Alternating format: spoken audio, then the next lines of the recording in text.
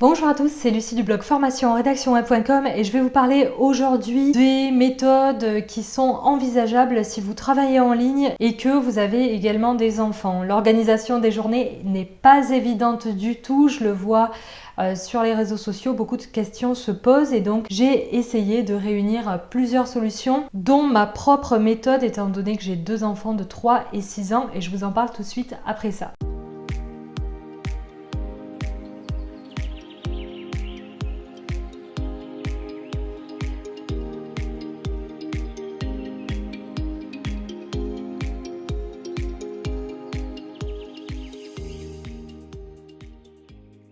Voilà donc un contenu périssable puisque c'est une vidéo spéciale coronavirus. Pour ma part, je vis en Nouvelle-Calédonie et nous sommes confinés avec aujourd'hui 14 cas identifiés et heureusement aucun décès. La Nouvelle-Calédonie est un pays qui est un petit peu loin de tout, donc entre l'Australie et la Polynésie française. Et donc pour y venir, il faut prendre plusieurs vols long courrier et passer en général par le Japon, pays qui a très bien maîtrisé le coronavirus. Donc je pense qu'on peut remercier le Japon. C'était pour la petite parenthèse. Nous voilà donc confinés et pour ma part, j'ai deux enfants de 3 et 6 ans. Je suis seule avec mes filles puisque je suis séparée, ce qui me demande une organisation de tous les jours puisque je ne peux me reposer sur personne pour prendre le relais, si ce n'est comme en ce moment avec Madame la télévision qui, durant le temps d'un film, me permet de tourner cette vidéo et de la monter. Je partage tout de suite donc avec vous mon organisation quotidienne et je la justifie, ce qui va peut-être vous permettre d'envisager ou de confirmer une organisation similaire à la mienne. En tout cas, aujourd'hui, ça marche bien. Alors moi, j'ai décidé de rythmer les journées avec des plages horaires consacrées à certaines activités, ce qui fait que mes filles ne sont pas en permanence en train de me dire quand est-ce qu'on fait ci, quand est-ce qu'on fait ça. Elles commencent à prendre le rythme, on est déjà vendredi et donc elles ne posent plus de questions et tout se fait de façon assez naturelle. C'est très confortable, en plus ça permet de vraiment rythmer la journée et de faire en sorte qu'elle passe plus vite et plus sereinement puisqu'il n'y a pas de cris, de pleurs ou de désorganisation. Donc au réveil, bien, on prend le petit déjeuner et on enchaîne sur un cours de yoga. J'ai trouvé des cours de yoga sur YouTube, ils sont gratuits, vous tapez cours de yoga pour enfants. J'ai trouvé notamment une personne, je vous mettrai le lien sous cette vidéo, une dame qui fait des cours avec son fils et c'est vraiment très ludique. Mes filles se prennent complètement au jeu, elles sont attentives du début à la fin et je trouve que c'est vraiment génial parce que ça nous fait vraiment un super temps dès le matin pour démarrer la journée. Ensuite, j'enchaîne sur une séance de sport et là c'est la même chose, j'ai trouvé des cours de sport gratuits sur YouTube, vive YouTube. Et je vous mettrai aussi les liens dans la description de cette vidéo. Alors moi j'ai fait les cours de sport avec mes filles et du coup ça me permet moi aussi de faire ma séance et c'est très bien le matin. Alors une fois qu'on a fait le petit-déj, le yoga et le sport, eh bien on arrive vers les 10h du matin et là c'est le moment des leçons et de l'école à la maison. Et là ça fonctionne très bien puisque mes filles se sont défoulées. Alors la petite elle a 3 ans donc on fait plutôt des petits jeux, des puzzles, etc.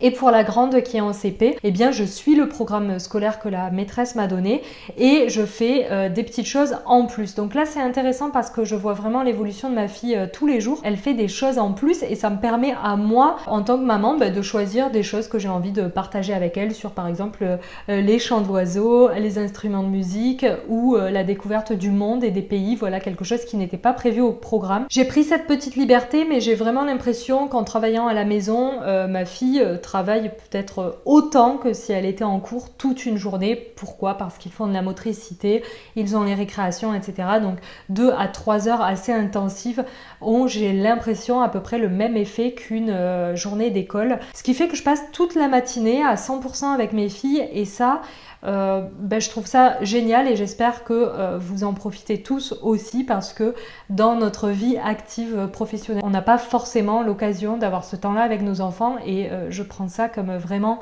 un cadeau. Ensuite, on mange, donc je les fais participer et puis l'après-midi, elles ont droit le temps de la digestion à un dessin animé, ce qui me permet moi d'avoir 1h30 à 2 heures où je peux travailler à 100%, je me concentre à 100% sur mon travail. Et ensuite, donc je coupe la télé, elles ont un nouveau temps libre où elles jouent, poupées, le jardin, etc. Et moi, elles me laissent travailler. Ce qui fait que ça me laisse quand même pratiquement toute l'après-midi jusqu'à 17h où je peux travailler, souvent de 12h30 ou 13h à 17h, je peux travailler. Et puis ensuite, il y a de nouveau un temps toutes les trois avec la préparation du repas, la douche, les histoires du soir. Et ensuite, à 20h30, je peux recommencer à travailler. Donc vous voyez, à ce rythme-là, ça me permet moi d'avoir des journées où si je retravaille 1 à 2 heures le soir, alors je le fais pas tous les jours, je peux aujourd'hui me permettre de ne travailler que 3 ou 4 heures par jour, c'est exceptionnel, mais je sais qu'ensuite je n'aurai plus mes filles pendant 15 jours et que je vais pouvoir rattraper tout ce temps perdu à partir de la semaine prochaine. Du coup, je me dis que les personnes en couple peuvent à peu près s'organiser parce que si vous faites le même programme que celui que je fais et que par exemple il y en a un qui reste avec les enfants le matin pour faire les cours, l'autre qui travaille le matin et les deux qui travaillent l'après-midi par exemple si les enfants s'occupent tout seuls, ça permet quand même d'organiser un roulement qui peut être très intéressant. Moi aujourd'hui si j'étais pas seule, ça veut dire qu'une matinée sur deux par exemple, eh bien je pourrais travailler. Ça peut être plus facile à condition bien sûr d'organiser très bien la journée et d'essayer d'être équitable. Tous les métiers sont importants, il n'y a pas de sous-métier. À partir du moment où l'homme et la femme travaillent, eh bien les deux doivent s'organiser. Alors n'hésitez pas à noter vos plages horaires et partager équitablement les tâches, que ce soit pour les repas, le nettoyage de la maison, les enfants et le temps que vous passez à travailler. Le risque si vous ne le faites pas, c'est de créer des frustrations et sans doute des disputes. Et en cette période de confinement, quand on se dispute, on ne peut pas claquer la porte et partir, on est obligé de rester. Donc je vous suggère une très bonne entente au sein du couple pour vivre le confinement de la meilleure manière qui soit. Je suis une grande adepte de YouTube, je n'utilise pratiquement plus la télé, c'est comme ça que j'ai trouvé les cours de sport, les cours de yoga, mais j'ai aussi trouvé des contenus vraiment éducatifs intéressants pour les enfants à partager. Vous pouvez aussi leur proposer des ballets le soir pour les calmer, des orchestres symphoniques, vous avez vraiment de tout sur YouTube. Il y a quelque chose d'autre qui est très intéressant sur internet, ce sont les applications. Vous avez des applications éducatives. Sinon, la question a été posée sur mon groupe privé d'élèves sur l'organisation à la maison. Ce qu'il en ressort, c'est que j'ai l'impression l'organisation à la maison, voilà, ça peut donner ça. Oui, donc le groupe Facebook, d'autres rédactrices web, mamans, etc. ont partagé leur organisation quotidienne. On remarque qu'il y en a beaucoup qui font freestyle un petit peu. Pour le coup, je suis pas partisane de cette méthode. Je pense vraiment que le fait de structurer vos journées va vraiment vous aider à préparer, vous préparer psychologiquement, préparer vos enfants et réussir à être vraiment concentré sur une période très précise. Vous savez que de 13 à 17 heures par exemple vous travaillez, 13-16 heures vous travaillez. Psychologiquement ça vous permet d'être très productif, alors que si vous procrastinez, vous dites bon je vais travailler tout à l'heure entre le moment où je vais éplucher mes patates et faire le cours de maths. Là, du coup, vous travaillez dans le stress parce que vous pensez au cours de maths ou aux patates et vous n'êtes pas concentré sur ce que vous faites, alors que là, vous savez que vous vous êtes imposé cette plage de travail. Et ça me semble vraiment important. Et je pense d'ailleurs que c'est la même chose pour les enfants. Vous connaissez en principe vos enfants, vous savez à quelle heure ils sont concentrés, est-ce qu'ils sont agités plutôt le matin, plutôt avant midi.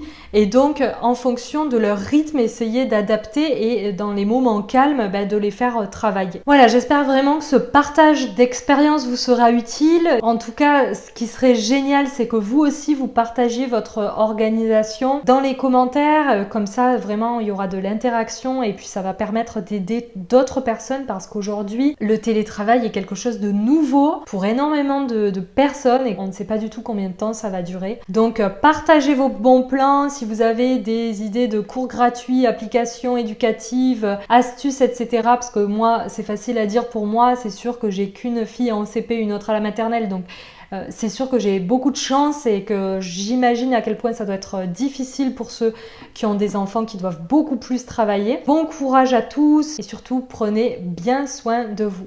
À très bientôt, bonne rédac, bon travail en ligne, tata.